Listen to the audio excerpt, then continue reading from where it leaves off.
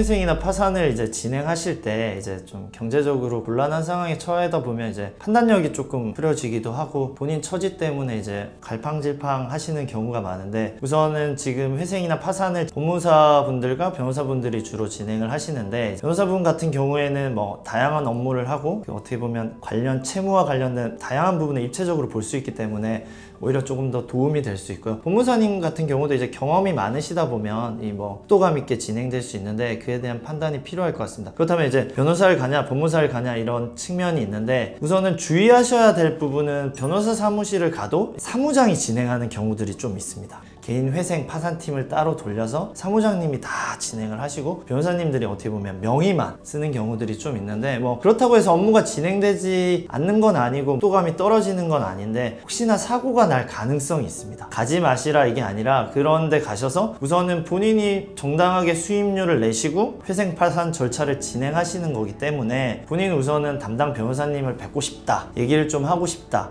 절차가 어떻게 진행되나, 뭐 변호사님 바쁘다 이렇게 하실 수는 있지만 의뢰인 본인한테도 너무 중요한 사안이고, 또 회생 파산 절차를 진행하다 보면 비용이 조금 들어갑니다. 뭐 변호사나 법무사 수임료를 제외한 비용들이 들어가기 때문에 혹시나 배달 사고가 날 수 있기 때문에 계좌 이체하실 때 이제 변호사 사무실 법무법인에 들어가는지 확인하시고, 혹여나 뭐 사무장님이나 그런 이름으로 돈을 송금하라고 하면 다시 한번 꼭 확인하시기를 권해드립니다. 그리고 필요하시면 꼭 변호사님이랑 대면 상담을 하셔서, 전화일 경우에는 뭐 그런 경우가 드물긴 하지만 대리 전화를 받을 수도 있는 거니까 꼭 변호사님이랑 대면 상담을 하셔서 절차에 대해서 확인을 받으시고, 경과에 대해서는 다 업무들이 있으시다 보니까 사무장님이 진행하실 수 있는데 변호사님 통해서 절차를 진행하시면 좋을 것 같습니다. 다들 상황이 다르시니까 저도 정답은 아니지만 가장 좋은 선택지를 드리고, 본인들이 회생을 해야 될지 파산을 해야 될지, 파산을 한다면 파산 시기가 어떻게 돼야 될지, 또 가족관계에서도 중요한 부분이다 보니까 배우자나 뭐 자녀분들 이슈도 있으시고, 거래처 이슈, 뭐 사업체 이슈, 뭐 사업을 승계해야 되는지, 내가 회생이나 파산을 절차를 진행하면 사업에 지장이 있는지, 그런 부분들 물어보시니까 그 내용들에 대해서 좀 세부적으로 설명을 드리고, 그분의 처한 상황에 따라서 이제 필요한 서류들 챙겨주십사 말씀해 주시면 드리면 이제 갔다가 오셔가지고 서류 주시면 그 회생 파산 신청을 진행하고 있습니다.